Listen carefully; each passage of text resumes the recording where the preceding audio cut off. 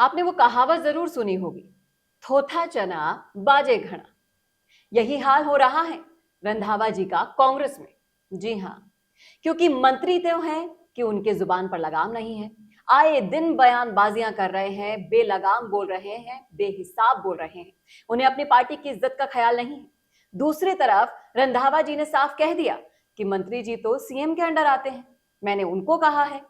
तो ये कौन पता लगाएगा कि आप मंत्रियों पर लगाम लगाएंगे या नहीं, क्योंकि आपकी तो खुद की पार्टी में ही नहीं चलती है। आपके अगर चलती होती तो आपको पंजाब से राजस्थान नहीं लाया जा सकता।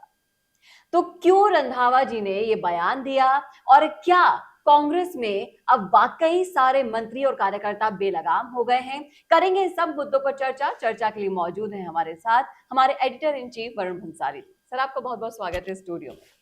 मैं ये जानना चाहूंगी कि कांग्रेस के अंतर्कलह के खुलने के बाद जो ये बयानबाजियों का दौर चल पड़ा है, ना मंत्रियों की जुबान पर लगाम है और ना ही आए दिन कोई ना कोई बयान वायरल हो रहा है, तो आपको क्या लगता है कि ये क्या लाइमलाइट में आने के लिए किया जा रहा है? देखिए चेतना, हमें समझना होगा कि कांग्रेस का जो राजस्थान में स्ट्रक्चर है वो क्या है।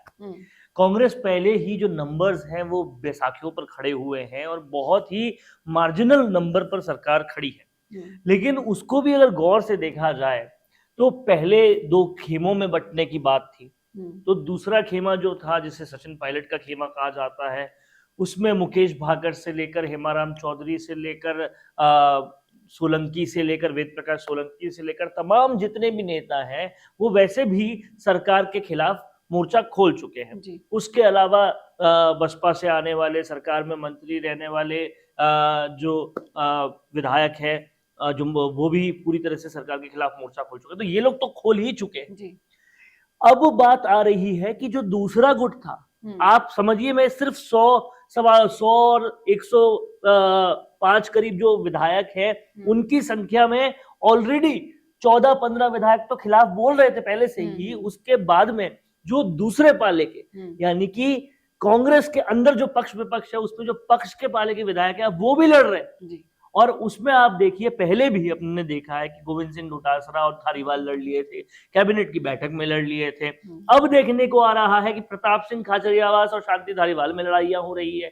और उससे पहले देखा गया था कि विधानसभा के अंदर संयम लोढ़ा और शांति धारीवाल के बीच में बयानबाजी हो रही थी। तो समझने वाली बात यह है कि जो पर से कांग्रेस के अंदर पक्ष वाला, या यूं कहें कि मुख्यमंत्री गहलोत का खेमा है, उसके अंदर भी सरपुटअव्वल साफ तौर पे नजर आ रहा है। और अब उससे भी बड़ी बात क्या हो रही है कि उनको इस सरपुटअव्वल ना हो, इस बात को संभालने की जिम्मेदारी जिस रंधावा को दी गई थी, क्योंकि है तो ये सब संगठन के हिस्से और संगठन के प्रभारी रंधावा जी है, वो साफ तौर पे पल्ला झाड़ते हुए नजर आते हैं। उन्होंने साफ साफ एक बाइट में कह दिया, मैं चाहूंगा कि ये बाइट भी चलाई जाए। उस बाइट में कह दिया कि ये मंत्रियों की लड़ाई मैं नहीं संभालूंगा, इसे मुख्यमंत्री गहलोत संभालेंगे, मैं तो सिर्फ देखूंगा कि कुछ ठीक हो सकता है कि नहीं। तो चुनाव से 3 महीने 4 महीने पहले आपका प्रभारी, जिसको आपने सारी जिम्मेदारी सौंपी, वो पल्ला झाड़ ले, तो फिर क्या हो सकता है? आप इस पूरे स्ट्रक्चर को समझिए। यहाँ आलाकमान पल्ला झाड़ लेती है, टालम टोली कर लेती है, यहाँ सरकार पूरी तरह से पल्ला झाड़ लेती है, क्राइम से पल्ला झाड़ लिया, भ्रष्टाचार से पल्ला झाड़ लिया, कोई काम नहीं हो रहा, और अब संगठन के प्रभारी भी पल्ला झाड़ लेते हैं। तो अगर ये सब पल्ला झाड़ो कमेटी के चेयरमैन बन रहे हैं, तो ऐसे में सवाल ये उठता है कि फिर दूसरे बड़े मुद्दे जैसे सचिन पायलट का क्या होना है, कैसे एकता आएगी, इन सब मुद्दों पे कैसे कार्रवाई होगी? जी बिल्कुल, यहाँ सोचने वाली बात यह है कि जिस काम के लिए आपको पहले लाया गया राजस्थान में, आप वो अभी तक नहीं करा पाए। वही गुटबाजी, वही सब चीजें अभी चल रही हैं, जोरों पर है। ऊपर से जब आप अपने मंत्रियों को नहीं संभाल पा रहे हैं, उनको इंस्ट्रक्शन नहीं दे पा रहे हैं, क्योंकि अब वक्त बहुत नाजुक हो चला है। यहाँ पर हर कदम फूंक फूंक कर रखना होगा। उसके बावजूद, ये सब जानने के बावजूद, ये गलतियां करते जा रहे हैं सारे मंत्री और कार्यकर्ता, और आप इस तरीके से अपना पल्ला झाड़कर ठीकरा सिर्फ सीएम के सर पे नहीं फोड़ सकते। आप ये समझिए कि फेलियर्स की फहरिस्त अब कितनी लंबी हो चुकी है। आलाकमान 9-10 बार तो एकता वाली तस्वीर दिखा चुकी है, आज तक एकता नहीं करवा पाई।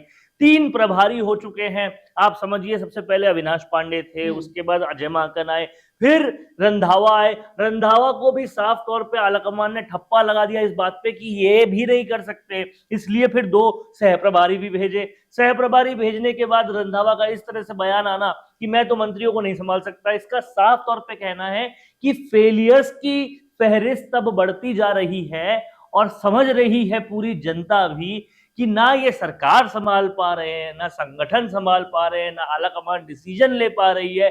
और ऐसे में मान लीजिए कोई सुलह का फॉर्मूला दे भी देते हैं, या सचिन पायलट जैसे हमेशा बड़ा दिल दिखाते हैं वो दिखा भी देते हैं, लेकिन ये जो जनता के समक्ष आ रहा है कि फेलियर्स पे फेलियर्स होते जा रहे हैं, ऐसे में कैसे वो वोट दे, किसको वो वोट दे। यहाँ पर एक सवाल और दिमाग में आ रहा है कि जब ये अपने मंत्रियों और कार्यकर्ताओं को नहीं संभाल पा रहे तो सचिन पायलट को कैसे संभालेंगे?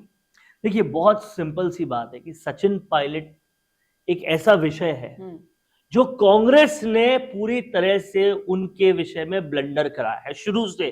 क्योंकि आप ये समझिए, वसुंधरा राजे सरकार के बाद जो कांग्रेस सरकार आई थी, उसमें जनता का पूरी तरह से वोट देने के पीछे की वजह को अगर समझें तो वो ये थी कि ये शख्स जो सचिन पायलट है, वो अगर मुख्यमंत्री बनता है, वो अगर लीडर होता है, तो जिस तरह से इन्होंने भरोसा दिलाया कि ये सारा काम होगा, वो इनकी लीडरशिप में होगा, तो जनता तो जो चाहती थी आपने शुरुआत में ही नहीं किया।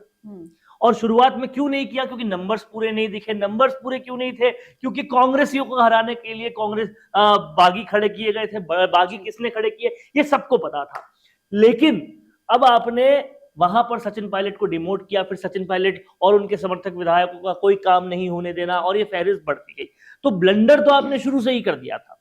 अब उस ब्लंडर को आप बचाने की बजाय उस ब्लंडर को बढ़ाते चले गए, तो जनता समेत कार्यकर्ता भी 2 भागों में बंटते चले गए, और भाग जो दूसरा वाला है ना वो बड़ा है जी। लेकिन हमें लगता है कि वो छोटा है, क्योंकि सरकार जो है वो एक दूसरे पाले में है। अब क्या होता है कि शख्स के साथ भले ही ना हो, लेकिन बहुत सारे लालच के चक्कर में बहुत लोग सरकार के साथ हो जाते हैं, इसलिए वो खेमा बड़ा लगता है। लेकिन अब आप देखिए, प्रताप सिंह खाचरियावास उस खेमे से निकलते हुए नजर आ रहे हैं। दिव्या मदेरणा पहले से अपनी अलग बातचीत करती हुई नजर आ रही है, और भी संयम लोढ़ा कई बार मंत्रियों के खिलाफ बोल चुके हैं। तो बहुत सारे आपको ऐसे उदाहरण देखने को मिलेंगे जिससे समझ में आता है कि लोग नहीं संभल पा रहे कांग्रेस से, और कहीं पर भी ये 100-125 को भी मैनेज नहीं कर पा रहे हैं।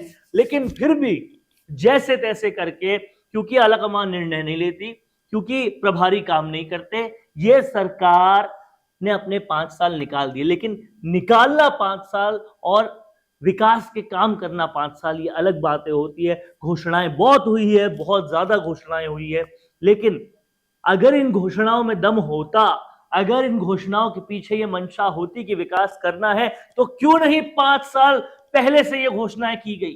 क्यों बचे हुए 4 महीने में ये घोषणाएं की गई? ये समझने वाली बात है, सोचने वाली बात है।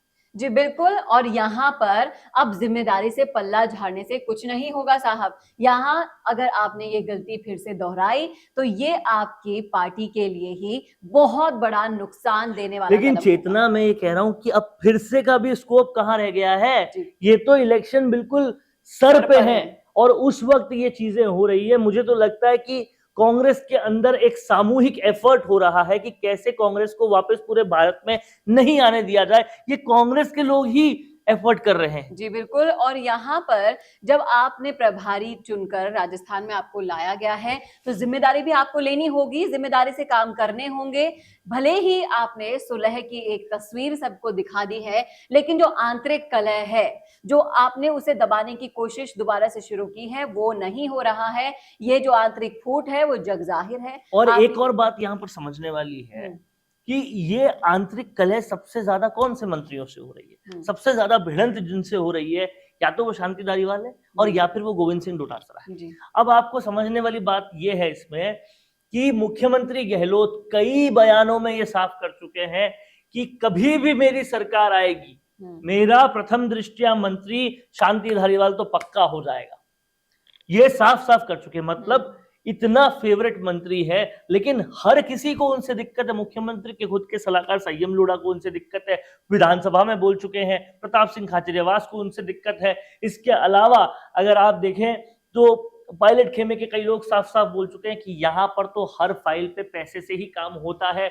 इस तरह के बड़े आरोप लगा चुके हैं। तो यानी कि जो सबसे अग्रणी तौर पर इस सरकार के मंत्री हैं, उनमें ही सबसे ज्यादा लड़ाई हो रही है। डोटासरा के साथ कितने विवाद जुड़े हैं, ये कोई कहने की बात नहीं है। हजारों विवाद उनके साथ जुड़े हुए हैं। तो समझने वाली बात यह है, उन मंत्रियों के साथ खुद कांग्रेसियों की सबसे ज्यादा लड़ाई है, जो इस सरकार के सबसे अग्रणी। जी बिल्कुल, यहाँ पर एक कौन बनेगा सबसे फेवरेट वाला जो गेम चल रहा है, और जो सत्ता की जो लालसा है उसके लिए जो एक गेम खेला जा रहा है, इनको ये नहीं पता कि ये गेम सबको दिखाई दे रहा है। हर कोई जानता है कि ये सब क्यों हो रहा है, किस लिए हो रहा है।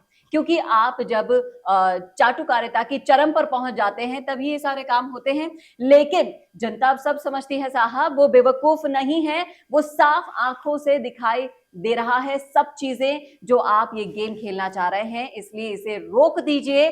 प्रभारी जो जिम्मेदार बनकर राजस्थान में आए हैं, अपनी जिम्मेदारी लीजिए, अपने मंत्रियों पर लगाम कसिए, कार्यकर्ताओं में जोश भरिए, तब जाकर तो कांग्रेस का कुछ होगा, नहीं तो भंटादार। और ये सब काम करने के लिए अब कुछ ज्यादा वक्त बचा भी नहीं है। मैं तो ये कहूंगा कि वक्त नहीं बचा है। ऐसे में अगर फायर फाइटर की तौर पे तेजी से नहीं संभालने की कोशिश की गई तो ये निकलता वक्त और निकल गया, तो फिर कांग्रेस का वो तीर कमान से निकल जाएगा।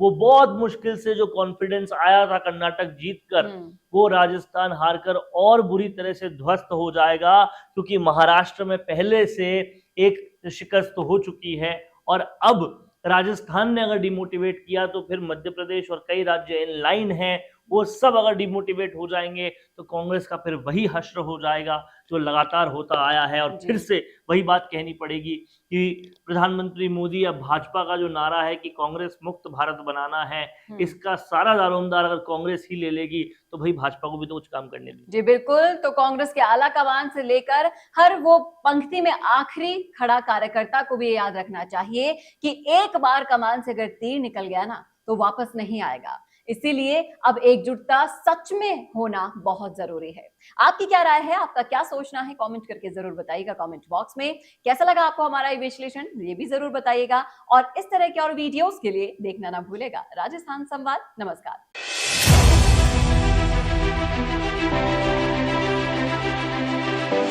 बात चाहे आपके इवेंट्स की कवरेज की हो,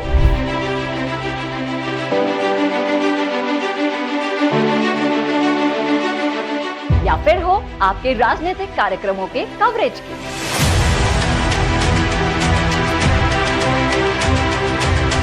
बात चाहे हो आपके बिजनेस की अद्भुत शूटिंग और रिपोर्टिंग करके उसे राजस्थान के करोड़ों लोगों तक दिखाने की,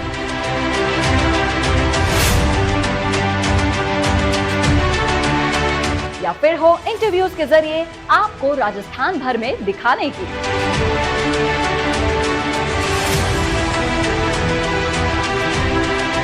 या फिर अपने विज्ञापनों को हर खबर के बाद सबसे किफायती दामों में दिखाने की।